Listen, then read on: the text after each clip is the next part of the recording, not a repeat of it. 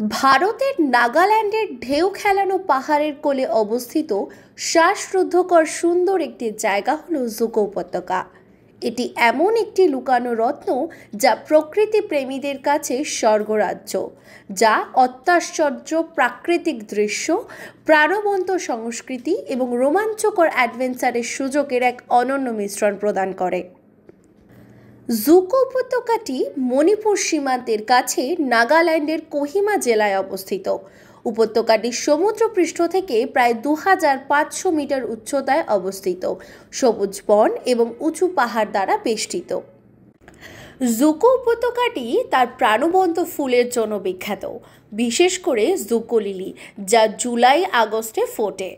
এছাড়াও এই উপত্যকায় বেশ কয়েকটি স্রোত এবং নদী রয়েছে, যার মধ্যে জুকো নদীও আছে, যা পাহাড়ের মধ্য দিয়ে মৃদুভাবে প্রবাহিত হয়। জুকো ভ্যালিতে সহজ থেকে চ্যালেঞ্জিং পর্যন্ত বেশ কয়েকটি ট্রেকিং ট্রেল রয়েছে, যা আশেপাশের পাহাড়ের অত্যাশ্চর্য দৃশ্য উপস্থাপন করে। দর্শনার্থীরা প্রকৃতি দ্বারা বেষ্টিত উপত্যকায় ক্যাম্প করতে পারেন। অপরদিকে উপত্যকাটি বিভিন্ন প্রজাতির পাখির আবাসস্থলও, যা পাখি প্রেমীদের জন্য একটি দুর্দান্ত গন্তব্য করে তোলে। এই জুকো উপত্যকায় আঙ্গামি নাগা উপজাতি বাস করে, যারা তাদের সমৃদ্ধ সংস্কৃতি এবং ঐতিহ্যের জন্য পরিচিত। দর্শনার্থীরা বিশেমা এবং জাখামার মতো ঐতিহ্যবাহী গ্রামগুলি ঘুরে দেখতে পারেন এবং স্থানীয় সংস্কৃতির অভিজ্ঞতা অর্জন করতে পারেন। এবার চলুন জেনে নেওয়া যাক কিভাবে আপনি কলকাতা থেকে জুকো ভ্যালি যেতে পারবেন। পশ্চিমবঙ্গ থেকে নাগাল্যান্ডের জুকো উপত্যকায় ভ্রমণের জন্য ধাপে ধাপে নির্দেশিকা দেয়া হলো। প্রথমেই কলকাতা বিমানবন্দর থেকে নাগাল্যান্ডের ডিমাপুর বিমানবন্দর পর্যন্ত বিমানে আপনি ভ্রমণ করতে পারেন।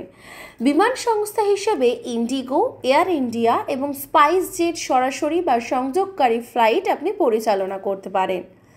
প্রতি সপ্তাহে একাধিক ফ্লাইট থাকে, তার মধ্যে আপনি আপনার ইচ্ছা মতো ফ্লাইট পছন্দ করে বুক করে রাখতে পারেন। ডিমাপুর বিমানবন্দর থেকে কোহিমায় ট্যাক্সি ভাড়া করুন অথবা শেয়ার ক্যাব নিন, যা প্রায় 70 কিলোমিটার যেতে 2 থেকে 3 ঘন্টা সময় লাগে।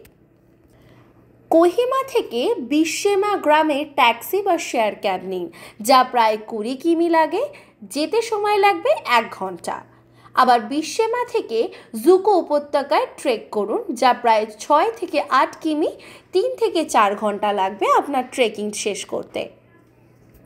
এছাড়াও আপনি যদি ট্রেন পথে যেতে চান, তাহলে শিয়ালদহ রেলওয়ে স্টেশন অথবা হাওড়া জাংশন থেকে নাগাল্যান্ডের ডিমাপুর রেলওয়ে স্টেশন পর্যন্ত ট্রেনে ভ্রমণ করতে পারেন।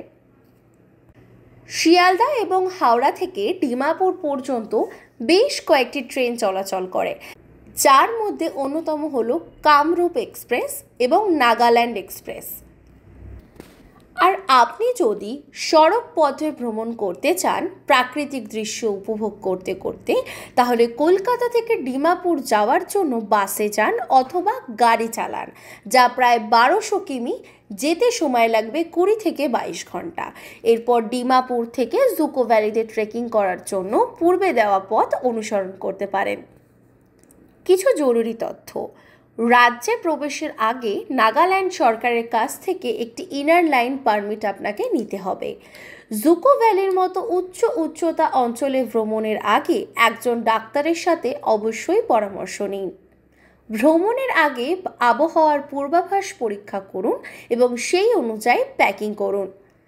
জুকো ভ্যালিতে ট্রেকিং করার জন্য স্থানীয় গাইড বা পোর্টার ভাড়া করুন। অনুগ্রহ করে মনে রাখবেন যে ভ্রমণের সময়কাল এবং দূরত্ব পরিবহনের ধরন এবং রাস্তার অবস্থার উপর নির্ভর করে পরিবর্তিত হতে পারে।